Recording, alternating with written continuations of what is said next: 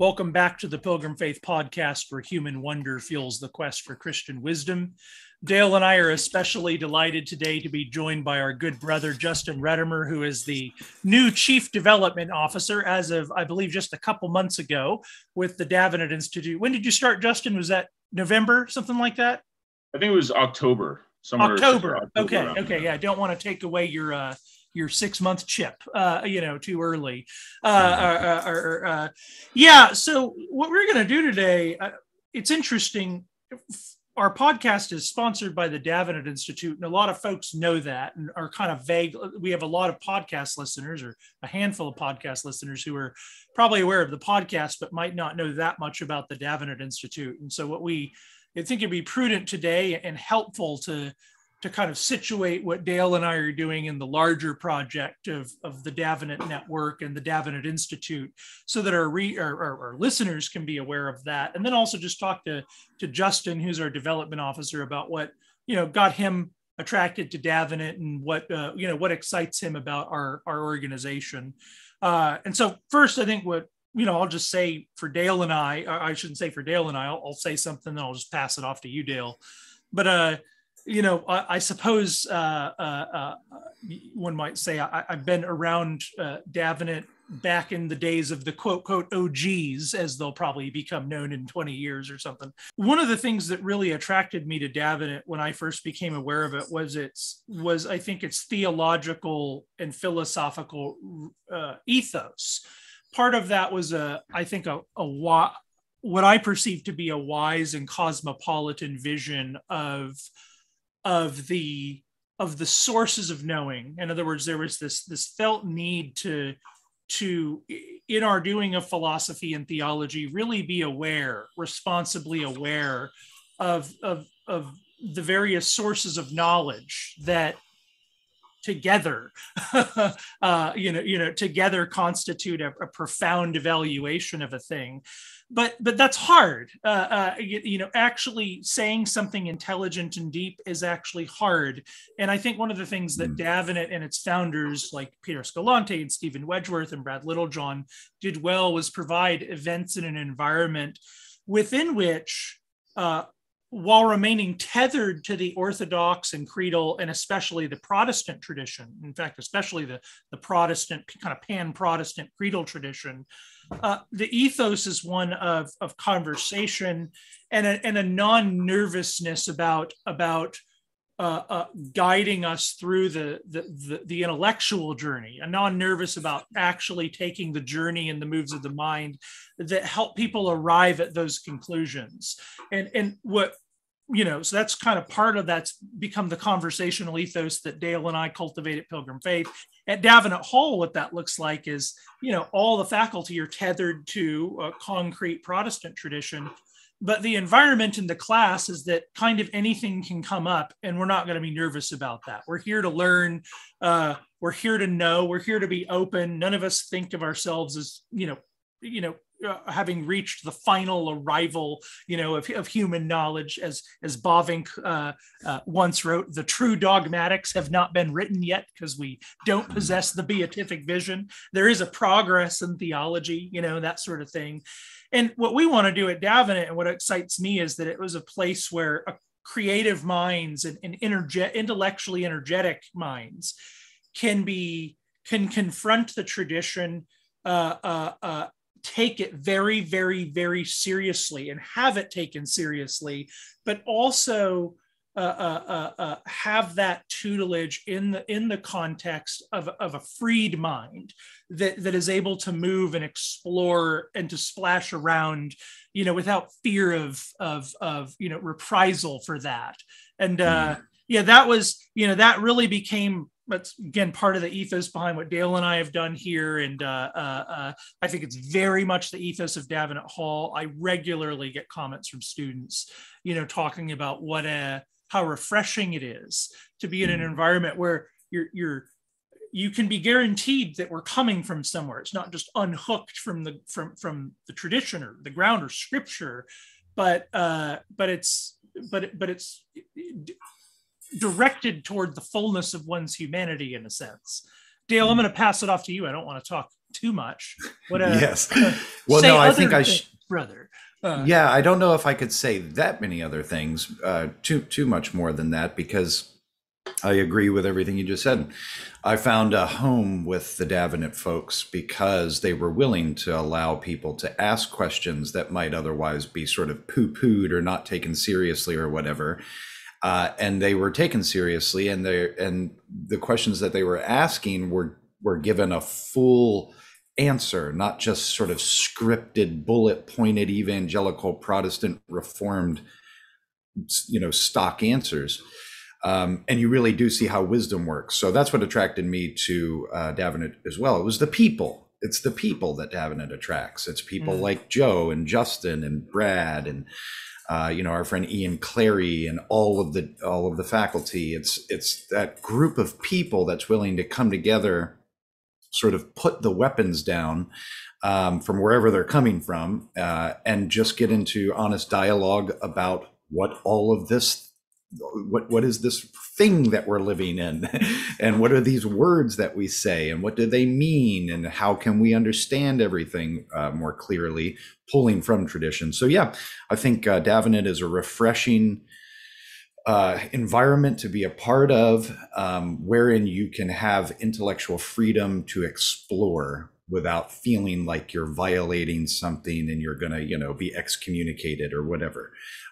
So yeah, it's a bunch of friends trying to figure out the world. And along the way came Justin Redemer. I guess, Justin, probably your initial kind of foray would be, for those who don't know, Justin, we have another Redemer on our crew, Colin Redemer, Justin's younger brother. That's a very important thing to point out. Yes. Is the Davenant Institute's vice president, and has been.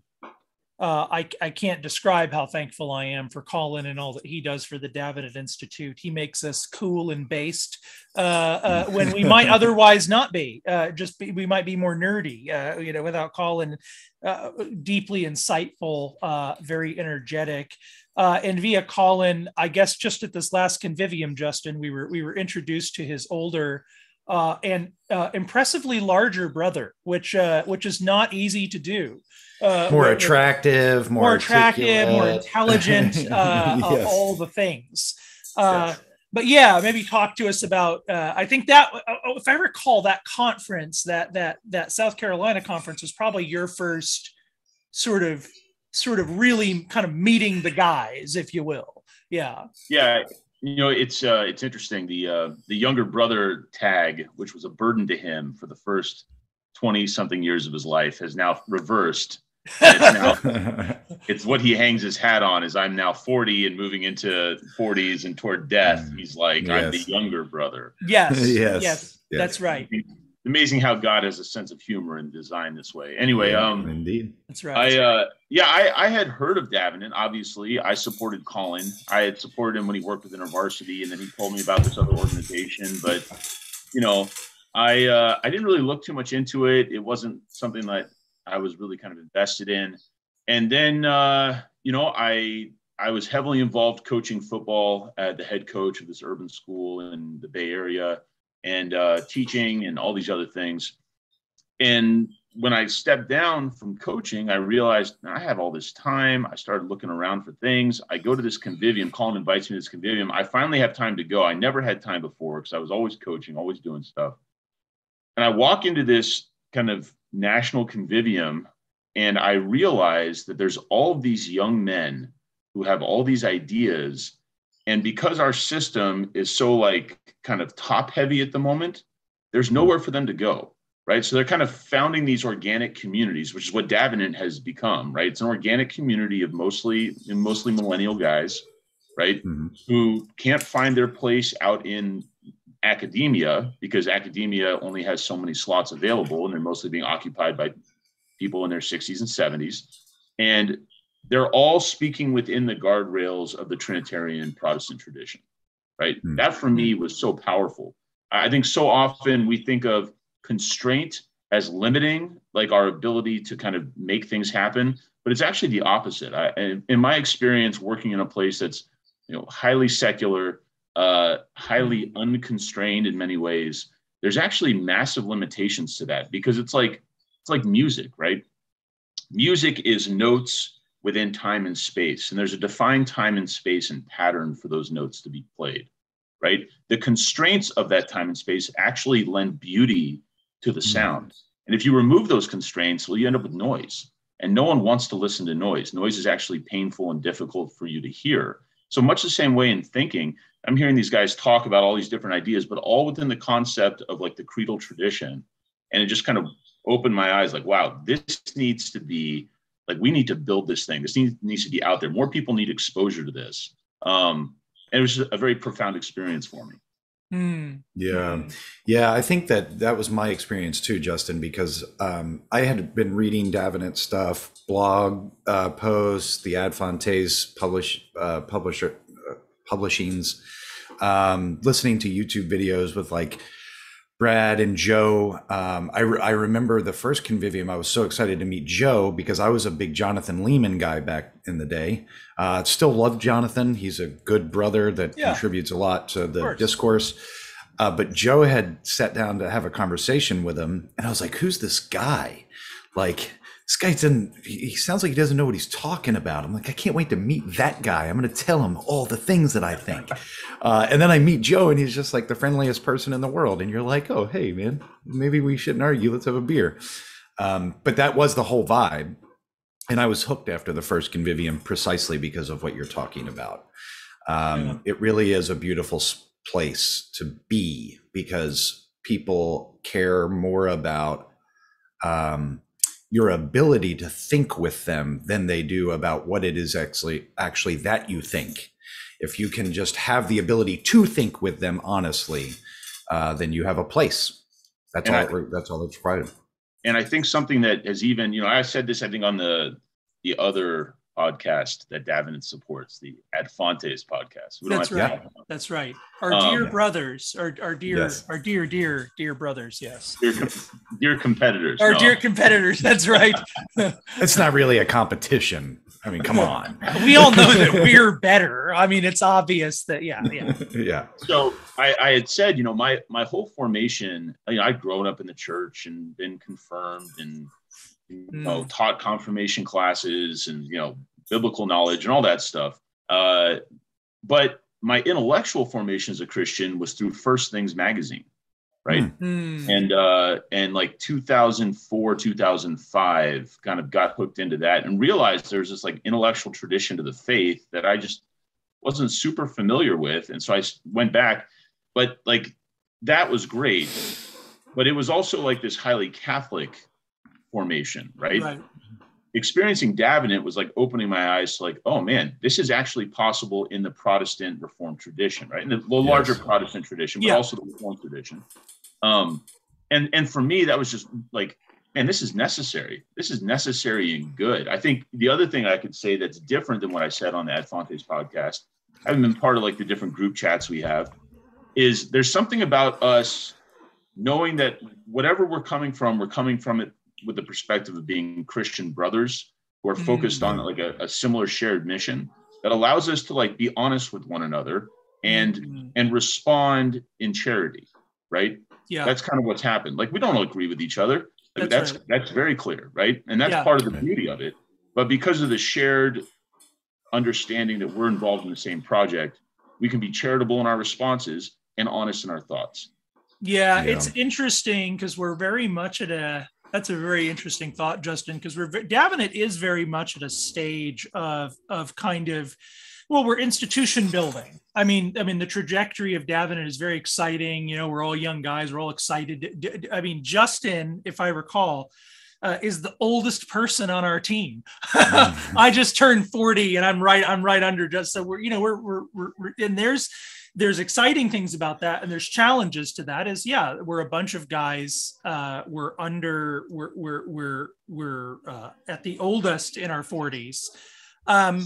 And we don't always disagree. And what's been kind of fascinating over the last couple of years is to actually witness several moments where if love was not in the air, if that was not the very project itself, it could all fall apart. because disagreements are hard to work through. I mean, when you're building an institution and you have a lot of people with a lot of thoughts about where it should go, if you really don't love each other and listen to each other, the institution will fail. And there's been several moments where there's a little part of my lizard brain can go, oh no, or, you know, or we fall, is the fellowship breaking? Right. You know, but what you just said, Christian charity, and there's almost a habit developed that we know when a crisis happens at this point, well, Christian charity is available to work through these things.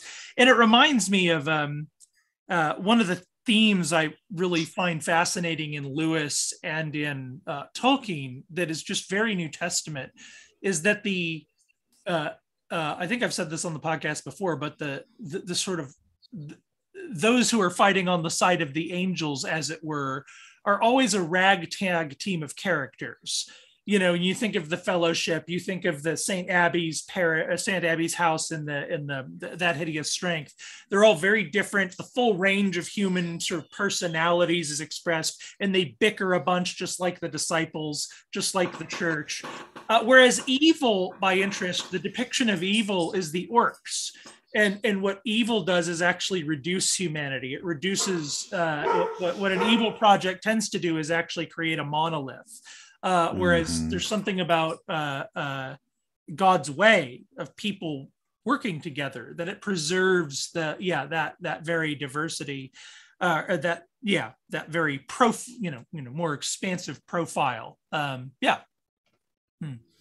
Justin, maybe you can tell us what is it that you are going to be helping the Davenant accomplish? So we haven't really talked about what your formal role is. So we're all on board with the Davenant Institute, and we're all engaged in a project of building the Institute. And so what tool are you being handed and saying, work on this area?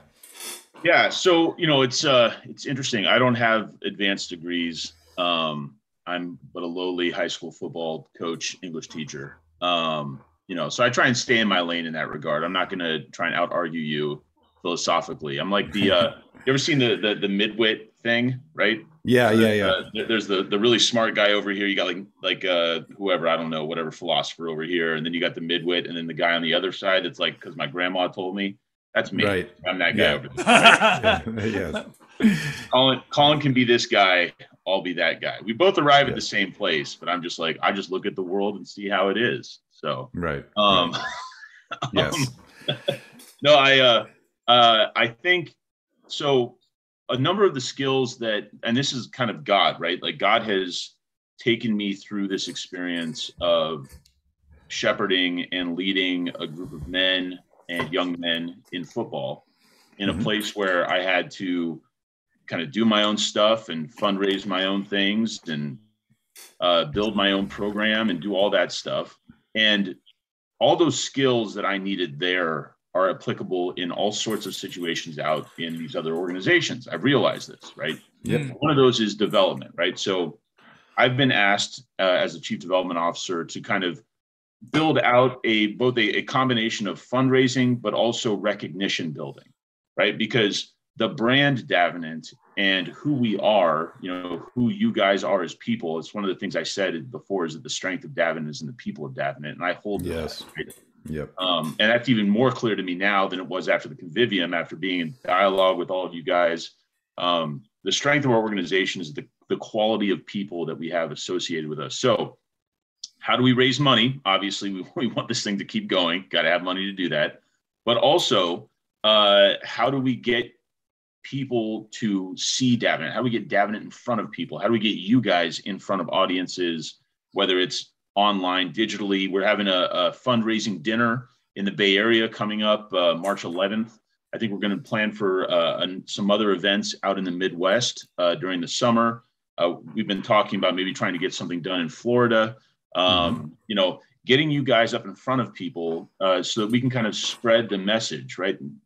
Evangelize, so to speak, about the message of Davenant. Is because here's the thing for me.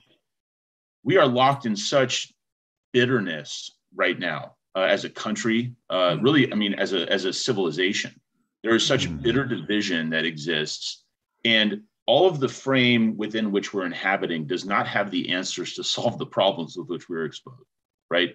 And so what Davenant's doing is it's reaching outside the frame, and it's pulling stuff in that is like, hey, here's potential, right? Like one of the things I struggled with, and I am by nature a rule, I don't know what the right word would be. I'm not a rule breaker, but I'm by nature a rule skirter.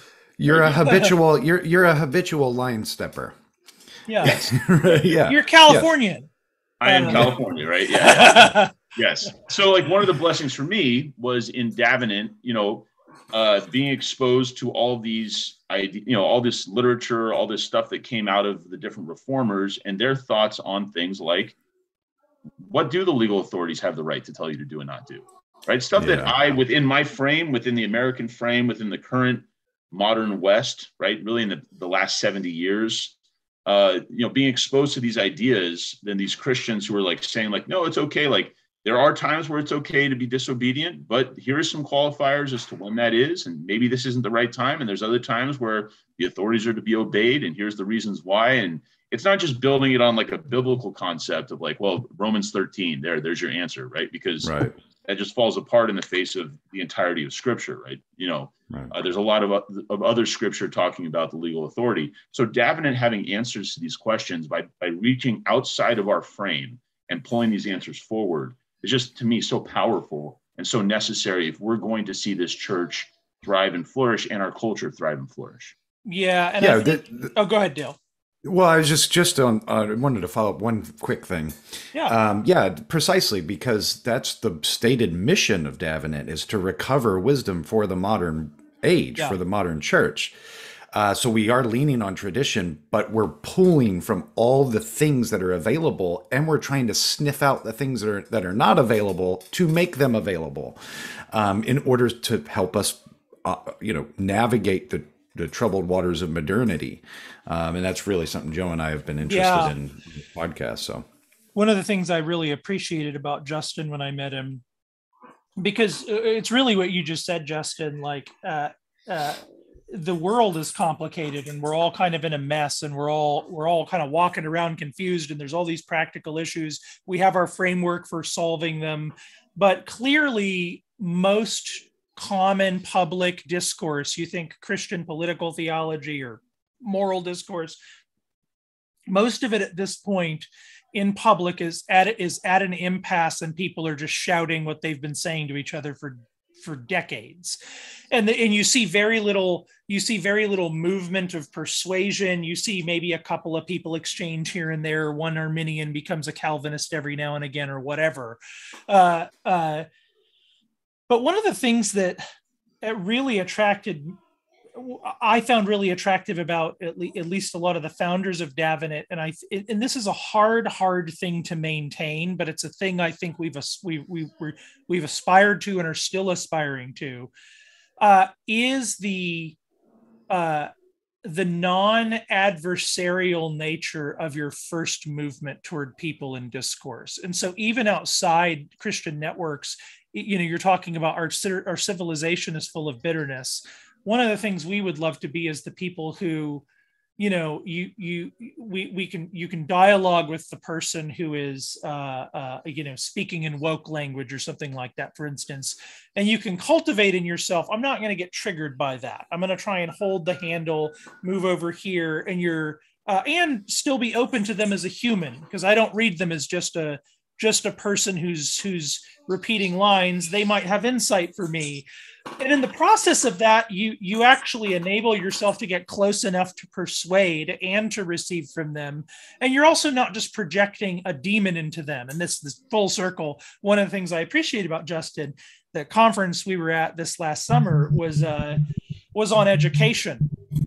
And on classical education. And one of the things in my own talk on classical education at the conference was that I think a lot of times classical education can be a kind of a LARPy project. It can be this thing where we're sort of producing this sort of set of culture warriors off to the side over here.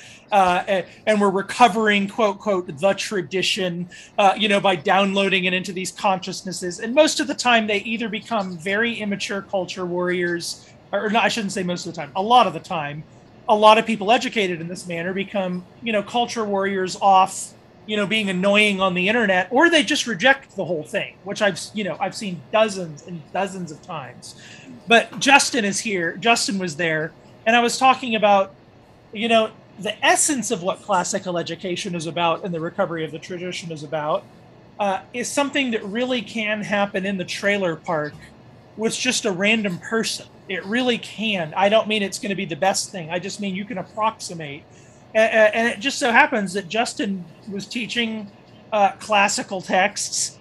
He raised his hand and, as an example, was teaching classical texts in a very non-traditional environment to be teaching classical texts, with people who would not otherwise ever, sort of encounter that material. And that's a very long-winded way of saying one of the things I appreciate about Justin is that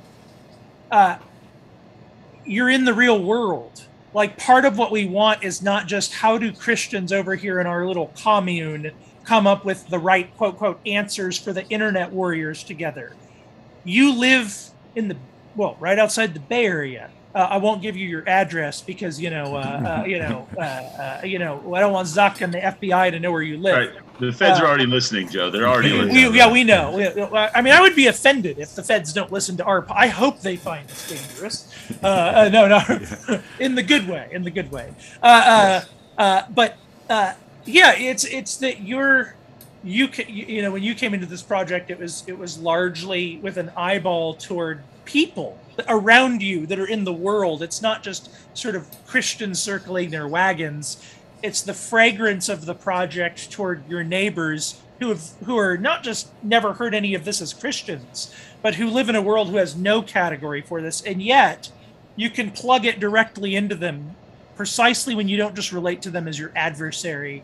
We fight against the devil, not against flesh and blood. Those are our brothers, and we want to win them. Yeah. No, I think that is exactly right. I was teaching, I think that was one of the things that I've always just felt is that, like, this is not stuff that's only accessible to certain groups, but that if this is good, if it's like good food, then we should be serving it to everybody, right? Like, that's kind of the idea. And there just seems to be a lot of that good food that's accessible to people from all walks of life and all cultures and all places, right? And so I think, part of that is there's a certain kind of egalitarianism there. But I also think that there's something else going on too. And it reminds me, I read this Joseph Keegan, who wrote that really, really beautiful essay about the NatCon conference. Did you read that? It was No. I've never read a political essay that was so beautifully written, right? It was about his experience attending this thing and kind of I won't impugn Florida, but just, yes, we can handle it. What was going on inside the conference was like kind of reflected in what was happening, what he was observing outside the conference. But he wrote this other essay where he was talking about his experience, kind of traveling around, reading literature with union workers and guys who work on the docks and like a random single mom, like they're in these reading groups. And it's just this clear thing that this stuff is actually needed. It's necessary. It's good, right? If we're going to escape the frame that we find ourselves in, and I do believe like the only way out is through. I believe it, right? There's no like running away and building like a commune that's going to somehow like save you from. Yeah, there's no escape hatch from modernity. We're here, fellas. No. Yeah, exactly. And so if that's the case, then it's important that we bring this stuff forward and just like say, hey, look, like this is all real and good. And one of the other things that struck me is there's so much in our culture, especially stuff over the past like 50, 60 years, I think, that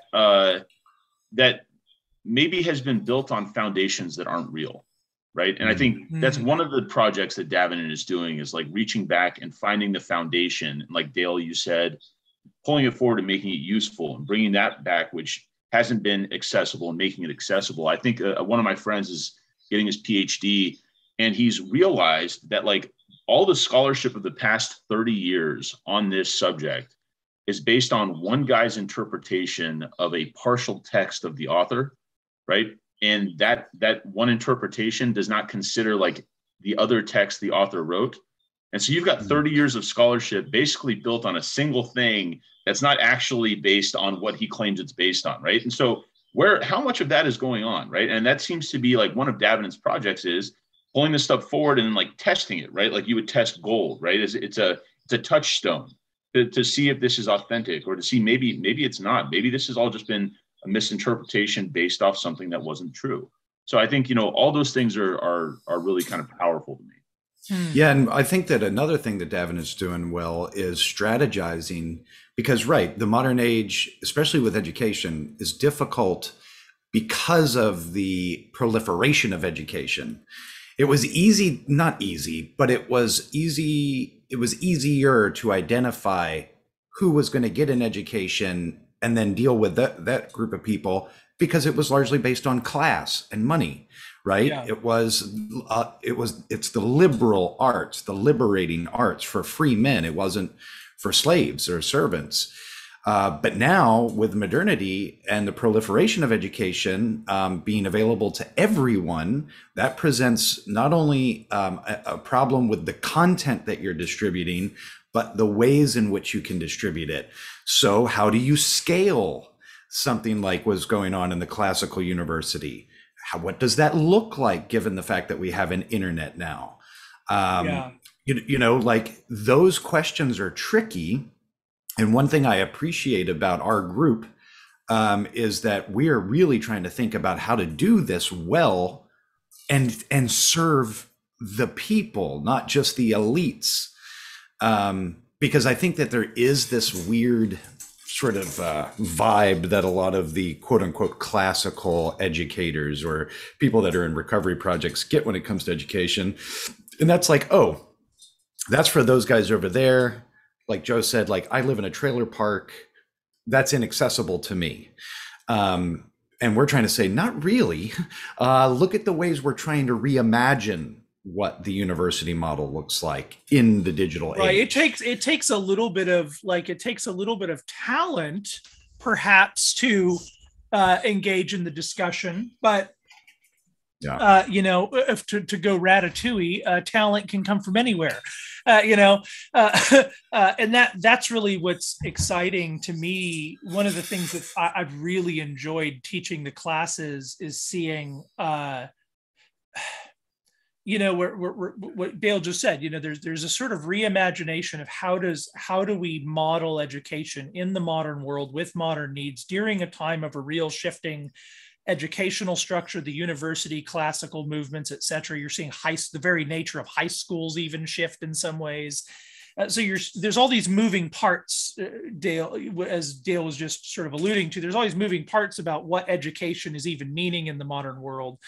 And one of the things that I think Davenant has sort of tailored itself to provide is again, if you can stare at the average thinking Christian and say, this is an overwhelming place to live in. You get 1 million theological messages a day. There's 1 million theological celebrities. There's 1 million Catholics and 1 million Protestants writing 1 million articles. How in the world do I work through this all? Really, what I think something like Davenant Hall provides is a way to work through the basics of the philosophical, theological, biblical, and political theological tradition, so that what I think is brilliant about it, though, is so that you can plug it right back into whatever you want that for. So in my classes, for instance, when I assign papers, I always tell them, not every professor does this, but I always say, I just want you to, hopefully don't give out anything you don't want coming back on you, Joe. Oh no, that's fine. Because if the great thing about the Davenant Institute is we can argue. So maybe sorry, future students, maybe this won't happen because I'm saying it out loud. But I tend to say, I want your paper to be you taking the material and making it yours in some way. I want it to go back to your life. And so one of the things that's been such a privilege to see is like, we're seeing pastors who want supplementary theological education, elders who want to learn to eld well, because why not? The tradition is helpful to learn to eld. People who are in other academic programs who do not get classes on this stuff. people who are getting our material instead of that's actually an increasing number who going here instead of getting instead of going to another seminary or academic program.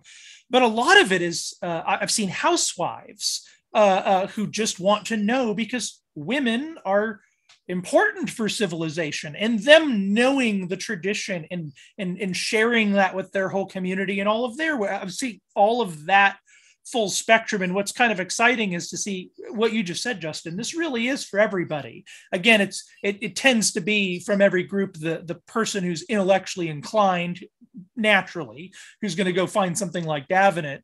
But across that spectrum, those with that curiosity are coming, and just tradespeople who want an affordable way to have a tutorship through the tradition. And each of them, or just professionals, I'm seeing that, lawyers and stuff, but in an environment where you're just allowed to ask whatever you want and just work through it all, and then you figure your own relationship to it all out as you go along.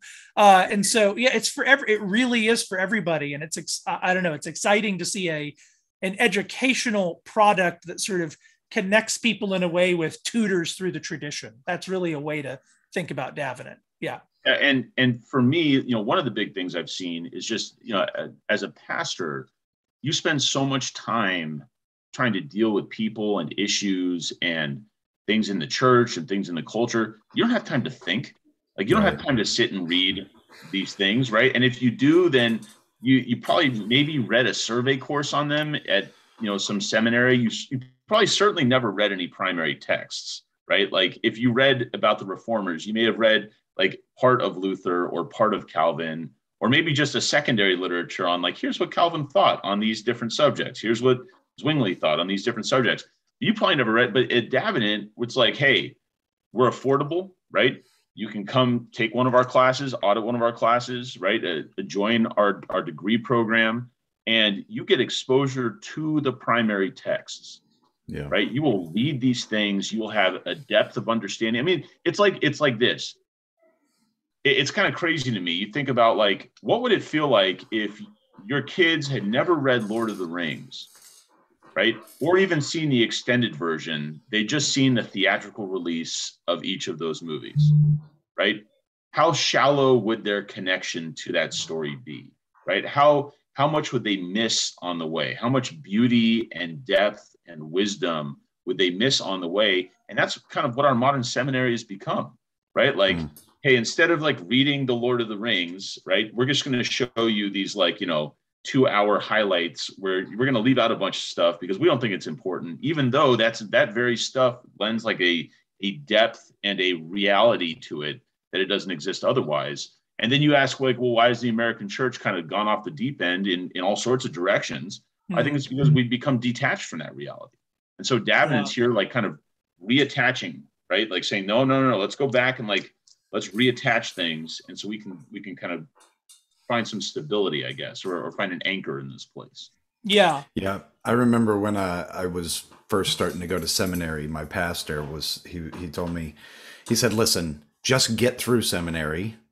And then when you're done, that's when you will really start to do your academic thing. That's when you really will start to grow. And so that was my approach to seminary. And I wonder how many young people are approaching it that way. Like, okay, this is just a prerequisite to get the degree in order for me to get the job, in order for me to begin studying what I want to study. And I think what Davenant offers is, first of all, our courses are cool because they're interesting. They're interesting because they're not packaged in the same way and offered in the same way as the current sort of model. And this is not to say, I'm not going to stand up here and bash, all seminaries. I think that, I mean, we have lots of friends that are professors at good seminaries that do good work. Well, I'm a graduate of RTS in DC, and what Justin just said, I think, is very correct. Not about not about RTS in DC, not about the RTS I went to, but it is correct about a lot of people's seminary experience. It is true that you can go through seminary and really have a remarkable lack of exposure to, Yeah. what basically, Justin, what you're calling the good food of the tradition. Like, and it's not, we're not traditionalists. Again, we're all about contemporary application, but you don't get the exposure to the kind of fullness of the feast that's available. And you get a bunch of exposure to things that I think are not very useful in a lot of seminaries. And I think my experience in RTS, I would say I was they did a very good job of biblical and theological education. So like we had to read through all of Bavinck for our systematics. The biblical education was very, very good. And there was, I think, significant improvement, and there has been I think at least the RTS system of I think it's philosophical education and I think that's increasing. The trend, I think, at the RTS system, that's the only one I'm intimately aware of. The trend is, I think, very much in the direction of something that's an ally project of allied to our even though some people will go to Davenant instead of an RTS. That is the reality of our model, is that for some people it will function as an alternative. If Davenant had been available when I was going to RTS, I might have gone to Davenant. And so, yeah, it can very much function. There's all that to say, but Justin's larger point is correct, that you really can go get a whole pastor, and Dale's point. On the one hand, you can go get a pastoral education that really, quote, pastoral education that really does not introduce you to a lot of just key, the basics in a sense. You can get uneducated in the basics, but moreover, what Dale just said, I think, is also correct, that a lot of people's seminary experience is kind of about arriving at a credential rather than the journey of knowing itself. That's not everybody. Davenant almost, and maybe this is just the nature of what it is in its relationship to credentialing right now, just doesn't have a lot of that. Most of my students are I'm very impressed with how quality each of my students are. They're very excited and very energetic. Yeah. Their desire to be there and to soak the things is palpable. And that's been good. Well, maybe as a way to sort of bring this thing to a close is to say, Justin, what do you think about the future? What are some things that you would like people to know about Davenant that perhaps Joe and I are not intentional enough to always say it on our show? What's the future look like? What's the plans that we've got going? Any big things coming up in 2022 for the rest of the year, or perhaps next year? So I'll sort of like throw this out to you to say, go get them, brother. How you're not here to fire us, are you? Was this a setup? Yeah, setup. Yeah. The future includes no one in Texas or Florida. No. No. What does the future hold? I mean, if there's anything I've learned over the past 2 years, is that answer is basically just a shot in the dark. No one actually knows these things, right? I think about, like, what does the future hold? California just got rid of the mask mandate, but when when it was in place, I followed, and now it's not in place, I'm not following. But then I find myself like the only person in Home Depot without a mask on, right?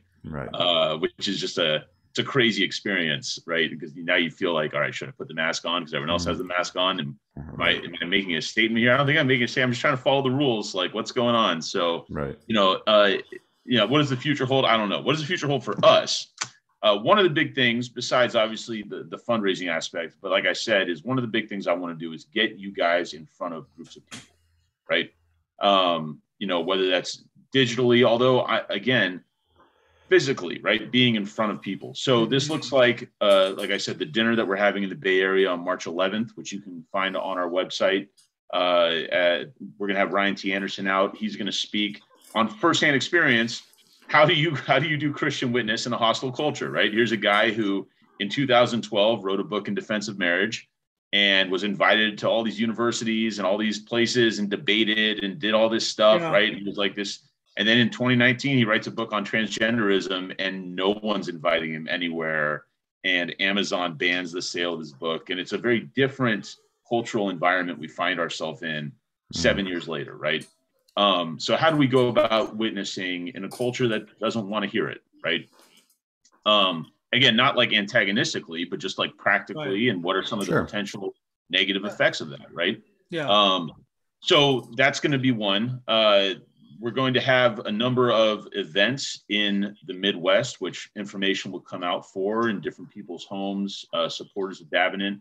The goal is to try and maybe do some joint things with some other organizations, maybe even like a Protestant Catholic debate, because I think that we are the intellectual heavyweights necessary to step in. And like, I think Ansi had written an article, who formerly the editor of Ad Fontes. Now, what's his official title now with the group? I think he's still an editor, right? I will very soon be the editor in chief. Ansi is the senior or general editor of Ad Fontes, so he'll keep the kind of top dog role at Ad Fontes. Yeah. As we are all very excited for him moving into like some of the best graduate programs. Like, Ansi's a treasure. Yeah. And so we're very excited about that. So different events. I think the goal is to start hosting annual events in Davenant House to kind of find donors to create like a stable fund on which to fund the maintenance of the property. And so we'll be doing something in the fall out there. I think we're planning to do an event in New York City in the fall, maybe with Colin and a certain well-known Catholic public writer / intellectual.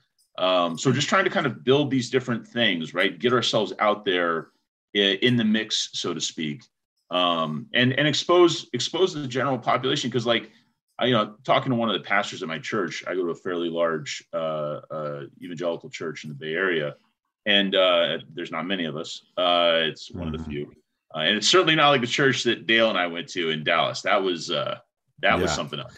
So that was something else. Yeah. Oh, watermark. Yeah. I'll reserve my thoughts. I have many thoughts. No, but just like, and again, I'm not knocking seminaries earlier. Like, seminaries are beautiful and good, but they're, let's be clear, there are some things. But, so one of the things I want to do, and I was talking to my pastor, and he's, like the things that the church is right now struggling with, my church specifically is struggling with, Davenant has thought through like 5 or 6 years ago, right? Like, we're on the cutting edge of thinking about these things, right? Because we're at the world of academia, dealing with these ideas and these thoughts, and like grappling with them from a creedal perspective. And so now my pastor, who's a really smart guy at my church, really well educated, right? But has questions. He's running into these issues, and I'm like pointing him to Davenant, going like. He's saying like, man, I wish more people knew about this, because they're trying to wrestle with these things on their own that we've already wrestled with, and kind of conceptually figured out how to kind of engage them as Christians without having to give up the tradition, right? And the faith. That needs to be out there. More people need to know about this, right? Because otherwise it's like we're doing our thing and it's amazing, but it's like, we're on like a cruise ship in the middle of the ocean, and everyone's on these life rafts, and they're like getting swamped by the water. And if they don't know there's a cruise ship there, then they'll just sit there and drown, right? Yes. But we have the ability to kind of rescue them and rehabilitate them and then send them back out. How would you distinguish that from, and maybe this is a good last question, there's a lot of apologetics ministries out there who sort of posture themselves as kind of the answer people for the woes of the times. There's a million of those. If somebody were to come up and say, what makes Davenant not just another one of those, how would you respond to that? Yeah, I think we are less apologetics in the sense of like converting the non-believer, right? We're out there. I don't think that's necessarily our mission. Obviously, we're more than happy to engage with non-believers. Yeah. But I think ours is more in like, we're like the strength coaches of the American church. Like, we're not going to take a non-athlete and make them an athlete. But we can take athletes and we can make them bigger, we can make them faster, we can make them stronger, put it in the parlance of the times, right? And the metaphor. So Davenant is that organization that I think is necessary to help strengthen, build up the American church by building up the laity, building up the eldership, building up the pastors, and so that they can have a firm foundation from which to like engage with the cultural issues of the time, to engage with the problems that come to their church, right? You know, and so it's affordable and accessible for your ordinary pastor who's already got the talent, you know, and the inclination, but it's like, yeah, come here for 10 weeks and this will really help you just work through the things. Yeah. Like I said, you know, your strength conditioning coach is not going to take someone who can't run and make them run, right? Like you're born either knowing how to run or not, right? They can't take someone who's like physically unable and turn them into a star athlete, but they can take people who have potential and make them like increase their potential. I see Davenant functioning in the same way. Okay. Yeah. That's very helpful. Yeah, I think that's right. And, you know, it's exciting to be at this moment with friends because like Justin and I message each other quite often, and he's a buddy of mine. And I feel totally comfortable. Like it feels like we've known each other forever. It really does feel that way when you and I talk, brother. So it's a good squad with a good vision, and may God help us to, reach more people and continue to build the institution. So, well, this was really good. Thank you so much, Justin. Any places that you want to be found, or is there any way people can get in touch with you, or no? Okay, you wouldn't phone number? I don't want to be found. Yeah, he once was lost. He's already been found. He doesn't need to be found. That's right. Hallelujah, brother. Yeah, Hallelujah. you know, you can find me on Twitter apparently, and quoted in the Daily Wire somehow. Though, nice. I don't know if that's a credential. I don't know. That was not expected nor necessarily desired. I didn't think I said anything that interesting. So you know, who knows, right? You know, that's like, pretty. That's oh wow, I'll have to go look at that. Okay. No, you can find me, you know, at j.redemer at davenantinstitute.org. You can find me on Twitter, j.redemer, Justin Redemer, tweeting occasionally, mostly just observing reality, not really making too many comments about it that I think that are super controversial. Maybe they are. I don't know. But yeah, you can find me there. You can find me in Hayward, California, Stack City, right? I'll throw it up for the stack. All right. Is that a Pilgrim Faith First? Oh, that's yeah, I think so. Yeah. But it won't be the last now that we've broken that. So I'm going to start flashing my city's sign, brother. Well, then I'll end it there on a strong note and say thank you guys very much for having me. Yes. Thanks for coming, bro.